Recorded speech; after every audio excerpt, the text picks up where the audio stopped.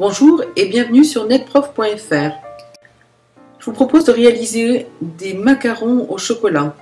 Alors pour 36 macarons à peu près, il vous faut 3 œufs, ou plutôt 3 blancs d'œufs, 200 g de sucre glace, 125 g de poudre d'amande, 30 g de sucre en poudre, 15 g de cacao amer, du papier sulfurisé mais ça on l'utilisera pour la cuisson. Et pour la ganache, il vous faut 120 g de chocolat noir pâtissier, 80 g de beurre et 30 g de crème fraîche. On va mettre de côté les produits nécessaires à la ganache. On va commencer par le mélange de la poudre d'amande avec 200 g de sucre glace. On y ajoutera le cacao amer. Et là, on peut utiliser un robot, un mixeur ou le faire à la main. Mais le principe étant d'arriver à obtenir une poudre très très fine. Alors, on peut même, après ce genre de mélange au mixeur ou au robot, tamiser pour être sûr d'avoir un mélange très très fin. Le macaron ne sera que plus joli, plus lisse, plus appétissant.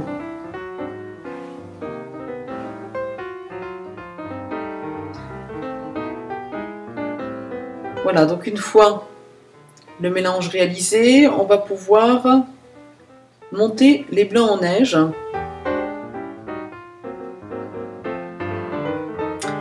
Alors je n'utilise pas les jaunes, vous pouvez les utiliser pour autre chose, mais attention, il ne faut pas les garder plus de 24 heures.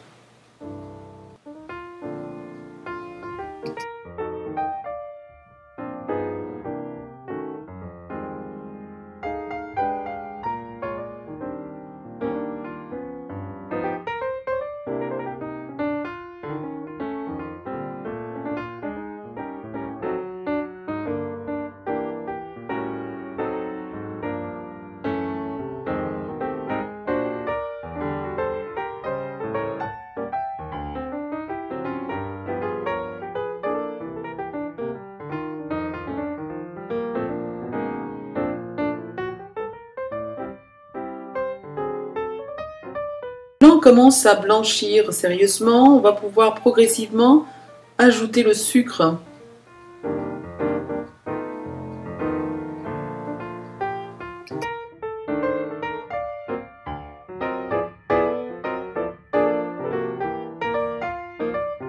Voilà, maintenant il va falloir en effet mélanger la poudre d'amande, le chocolat et le sucre glace avec les blancs, en tâchant de ne pas casser les blancs.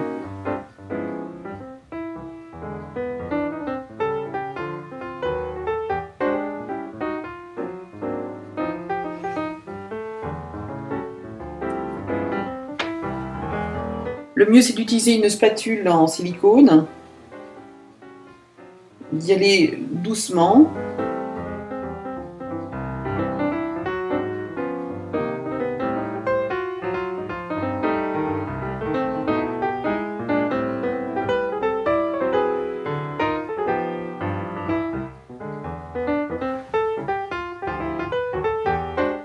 Le mélange doit être brillant et lisse.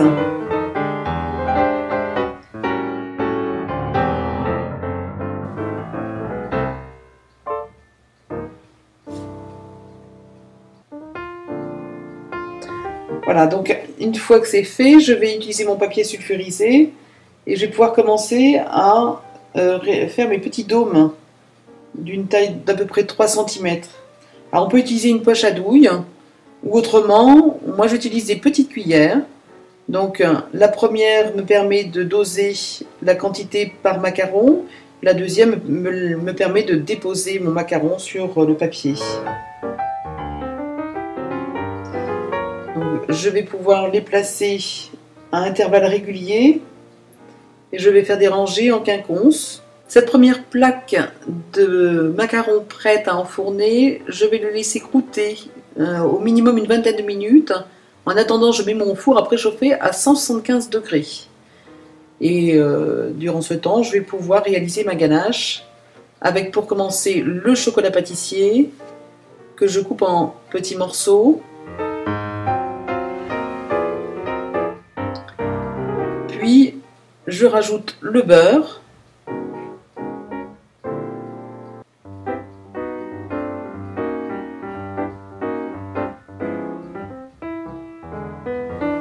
Donc 80 g de beurre.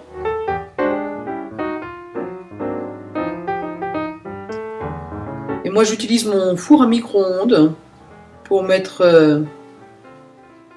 le tout à fondre. Ça me prend 30 secondes. Voilà.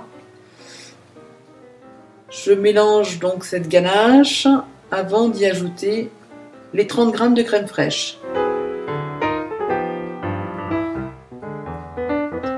Alors comme elle est chaude, elle est encore assez liquide, mais en refroidissant, ça va me donner une pâte un peu plus épaisse, qui sera facile après à intégrer dans le macaron.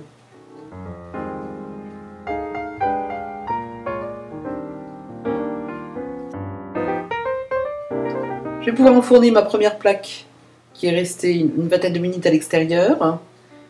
Et on peut observer pendant la cuisson au four une collerette qui est naissante à la base des macarons.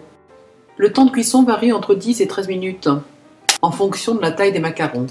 Voilà, mes macarons, je les laisse refroidir un petit peu, puis je les décolle très facilement du papier. À partir de là, il ne me reste plus qu'à rajouter la ganache et de coller les coques entre elles.